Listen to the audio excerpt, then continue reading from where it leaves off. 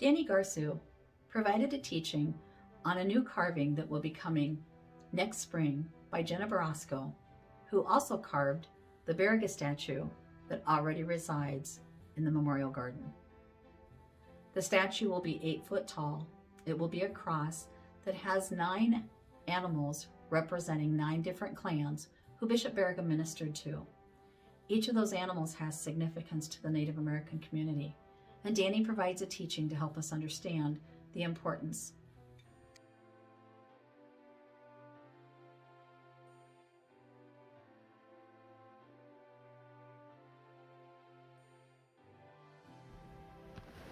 Bonjour, Wabajiji Maingan, Indijna Kaz, Migazi Indo Dim, Ishbermin Indo Jaba, in Anishinaabe, Ogichida. I'm Danny Garceau, and it's customary to introduce ourselves, to respect our elders and our ancestors and our relatives by introducing ourselves in our Anishinaabe language. I said, I am a gray wolf, or he is a gray wolf, that is my name. I'm of the Eagle clan. I live in Ishbermin, and I'm an Anishinaabe veteran. My ancestor, Maria Ojibwe Kachikichi, married Francis Lamoureux. She was the daughter of Amodasquan, who was a clan leader of the La Pointe Indians on Madeline Island. They had many children, one of those children being Sophia, and she married Louis Hillary or Eli Jenere. Both Francis and Eli were the people that were cited as building the first church on La Pointe for Bishop Baraga. I want to also start by asking forgiveness for speaking in place of my elders and those who may be more knowledgeable than me. I ask the Creator to help me speak the truth and clearly to the best of my ability from the knowledge I have learned from my elders and teachers. I was asked to speak about the carving that will be displayed in the garden at the Bishop Baraga Museum and Education Center in Marquette, Michigan. It'll be placed next to the Ojibwe wigwam. The carving is done by Jenna Barosko and depicts the connection of Bishop Baraga and the Anishinaabe or Ojibwe. On the carving is a cross and snowshoes representing Bishop Baraga. There is also a carving of a crane, a loon, a bear, a deer, a marten, a fish, a turtle, a wolf, and an eagle. The animals represent the Anishinaabe, the Ojibwe people, and their clan system. The Creator gave the clan system to the Ojibwe people to help them keep order. There were 7 original clans: Ajijik, crane, Mong, loon, Gagoon, fish, Wawasheshi, deer, Wabishashi, marten, Mukwa, bear, and Bene, bird. These clans each had a purpose or a job in the tribe. Being born into a clan already established your purpose for your tribe, and knowledge from your family was passed down to you. Members of the same clan were considered relatives. Even members from other tribes, if they were from the same clan as you, they were relatives. And you were not allowed to marry someone from your own clan. You had to marry outside your clan. This kept the tribe healthy. Although you're normally born into a clan, sometimes it was assigned through a spiritual ceremony. The Crane and the Loon clans were considered leaders in the tribe because of their strong voices. The Fish clan, which included the turtle, were considered the intellects or the stargazers. The Bear clan were the police and the medicine hunters. The Deer clan were the Gentile people, the pacifists. The Marten clan were the warriors, protecting the tribe at all costs. And the Bird clan were the spiritual leaders. Over the many centuries, the original clans have grown and diversified due to interactions with other tribes and European colonization. Today there are several dozen clans and reach across Turtle Island. They include variations of the original 7 clans. On this carving, the original 7 clans are represented, along with a few key animal relatives that play a significant role in the Ojibwe culture, which are Mikinak, turtle, is part of the fish clan and considered the head of the fish clan. Migizi, the eagle, which is also a clan and believed to have been added when Americans started marrying into the Ojibwe tribes, or at least it's when it started to grow, and today it's one of the most populated clans.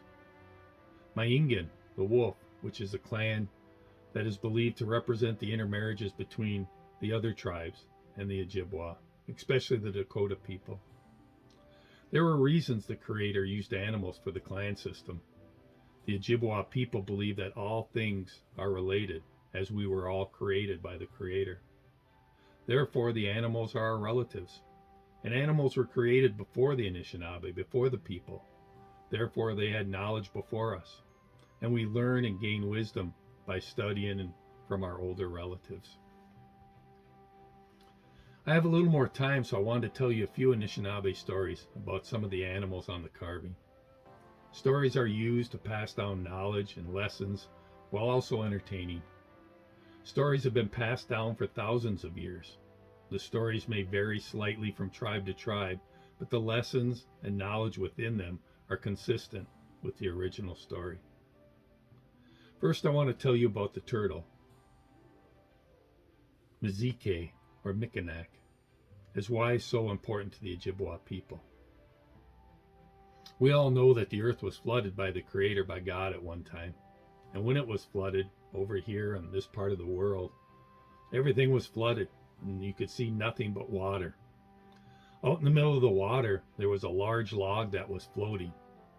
And on that log was Nanabuju, who was sent down as the Creator, as first man. And Nanabuju was floating on that large log, and as he was floating out there in the middle of the ocean or middle of water with nothing to see, other animals started to swim up next to him and hang on to the log. Mukwa the bear swam up, and Mong the loon, Amik the beaver, a muskrat, bobcat, deer, all the different animals and birds were swimming up to hang on to this log to rest their legs and their wings because they had no other place to go. As they all gathered on the logs, they looked at Nanabuju as first man from the Creator and says, "What are we going to do, Nanabuju? We've lost our homes. We have no food. We have no place to live." And Nanabuju thought for a minute, prayed to the Creator, and says, "I have an idea, but I need some mud from underneath the water to put this idea into action." So right away, Amik says, "I will dive down and get the mud. I dive down all the time and get mud to help build my homes." So into the water, Amik went, and he swam down and was down there for a long time. Came up and said, "I could not see bottom. It's too deep." So then Mong, the loon, says, "I'd stay underwater for a long time. I will go down and get that mud." So Mong, the loon, dived into the water, and he was gone for a long time. And when he came back up, he had no mud. And he says, I could see the bottom, but it was still a far way to go, and I could not hold my breath any longer." Mukwa said, "I'm big and strong. I go under the water for fish all the time. I'm bigger than everybody else. I'll go get that mud." And Mukwa went into the water, and after a few minutes came up and says, "It is way too deep for me." So as the animals are talking about how they're going to get this mud, Muskrat says, I'll go. And everybody started to laugh at little Muskrat because he was the smallest one there. And as they're laughing at little Muskrat, he thinks nothing of it and dives into the water. Muskrat's down there for a long time, over 10 minutes. Everybody figured he's gone, he's lost. And just as everybody's about to give up hope, all of a sudden Nanabuju sees this little paw come up out of the water and open up. And when he does, he sees there's a little bit of mud in it. And he scoops up Muskrat into his hands and brings him onto the log. And just then, Muskrat passes away. All the other animals and creatures started to sing songs of honor to Muskrat for giving his life to get that mud for them. They felt sorry about laughing at him, thinking he was too small, but now thought of him as a hero. Nanabuju took the mud and said, "Now I need some place to put this mud to grow our new home, our new land." And he looked at Mikinak and says, "I need to put this on your back." And Mikinak at first says, "I don't know." Says, "I don't want to carry the whole world on my back." But then he thought a minute about the sacrifice that Muskrat made. And he says, well, if Muskrat can give of himself, I will give of myself too. So Micmac agreed to put the mud on his back. Nanabuju put the mud on his back, said a prayer to the Creator, and all of a sudden, the winds started to blow from the 4 sacred directions. They blew from the north, they blew from the east, they blew from the south, and they blew from the west, all at the same time, circling around onto the back of that Micmac, onto the back of the turtle in the mud. And as they blew, the ground started to grow. And as the ground grew, so did the turtle grow. And the turtle in the ground got bigger and bigger and bigger.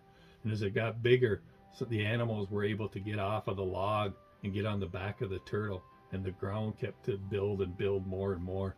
And birds started to come with seeds and drop seeds down. And things started to grow on the back of the turtle as it continued to grow. Pretty soon there was flowers and vegetations and food, and trees started to grow. And the turtle was so large that you could not see from one end to the other, and it still continued to grow. Finally, the turtle stopped growing, and there was a home for everybody, and things were growing again. And that's why the Anishinaabe call this land North America Turtle Island, is because it was born or created on the back of a turtle after the first flood. I also want to tell you about a story about Maingan, the wolf. When the Creator created Earth and he created all the animals, he also didn't have a name for everything. He just created them. So he asked Maingan to go around and name everything he created. Maingan started to do this, but then came back to the Creator and says, I'm lonely. This is going to be a long job. Can you give me a companion or somebody to help me, to go with me? So the Creator gave him first man, Nanabuju, and says he will go with you. So Nanabuju and Maingan went all around the earth, naming everything that the Creator made. They named the rocks, the rivers, the lakes, the mountains. They named the valleys. They named the clouds. They named the trees and all the different plants and flowers and all the foods. They named all the animals, all the insects, all the fish, all the birds. It took them a long time. It took them several years to go around and see everything and give everything a name. And as they did that, they became very close, those two companions.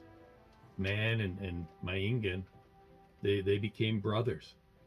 They shared so much. And when they were done, they came back to the Creator and told him that they had named everything.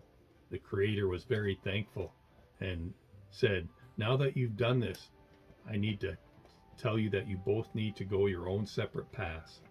You are brothers and you'll always be connected. Whatever happens to one will happen to the other, but you need to live in separate places. And so Maingan and man separated, but will always be connected. And we've seen this in history, that when wolves are hunted and persecuted and their numbers get low, the same thing happened to man. Man is sometimes hunted and persecuted and pushed off his land. And so the saying and that the Creator told him came to truth, and is still true today. And it's one of the reasons the Anishinaabe, the Ojibwe, have such a deep connection for the wolf and want to ensure that the wolf always has a place to live, is because they know that Maingan is brother, and what happens to him will happen to us too. I want to finish with a story about Migizi, the eagle. On the carving, Migizi sits up on top of the carving, and there's a reason for that. As I mentioned, there was a big flood, and everything had to be recreated on the back of a turtle. Well, things were going well for everybody, the people, for a long time, but then soon the Creator felt like the people weren't listening to the wisdom that he had sent down. He felt like the people weren't praying, giving thanks for the things that were created. He felt that they didn't appreciate things, that they forgot the knowledge about using sacred medicines and taking care of the environment, taking care of the earth, and taking care of their relatives, the animals, not to overuse them. He felt like this is no longer happening. And so he went to the animals and brought them all together and told them about his disappointment with man, with Anishinaabe. and said that he felt like he was going to have to start over again, maybe send another flood. Well, the animals didn't want to go through this again. They didn't want to lose everything again. So he says, well, I will choose Migazi, the eagle, to go find me some Anishinaabe, some people that still show that they have the wisdom, still show that they know the ways, still show that they give thanks. I'll give him 4 days, and if he can find some Anishinaabe in that 4 days, I will not destroy the earth again. And so the first day when the sun came up, Migazi took off and flew, and he flew all over the deserts, all across Turtle Island, across the steppes and the prairies and the deserts, and he came back at sunset and told the Creator he had not seen anything, had not seen any sign.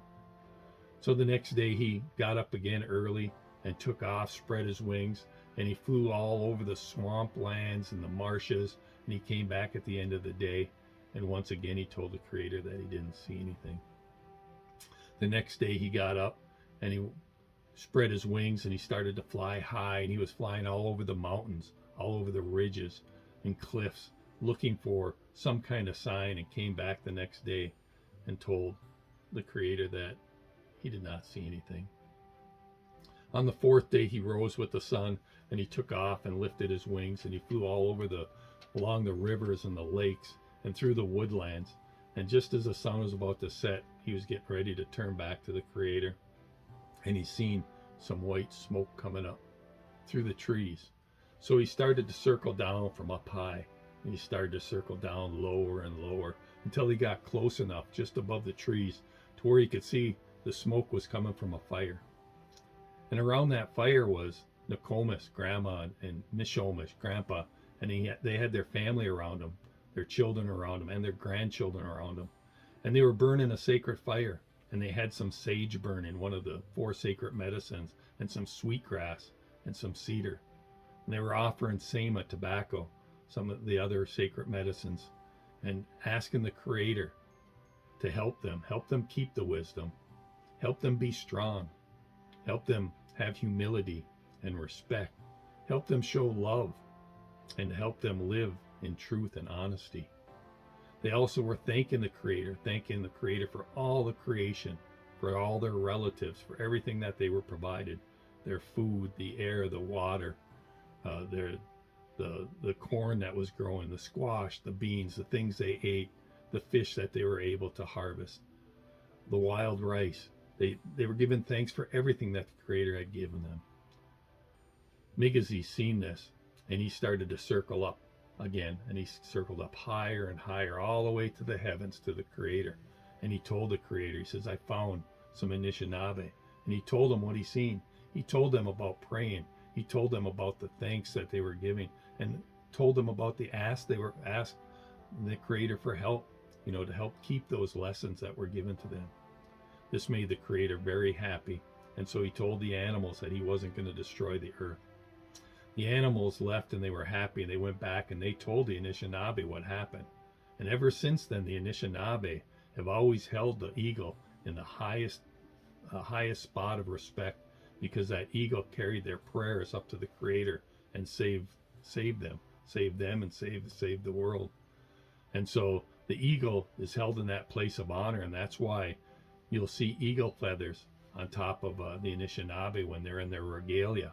That's why you'll see eagle feathers on their family and clan and tribal staffs, on their eagle staffs, is because that's a sign of honor, those eagle feathers.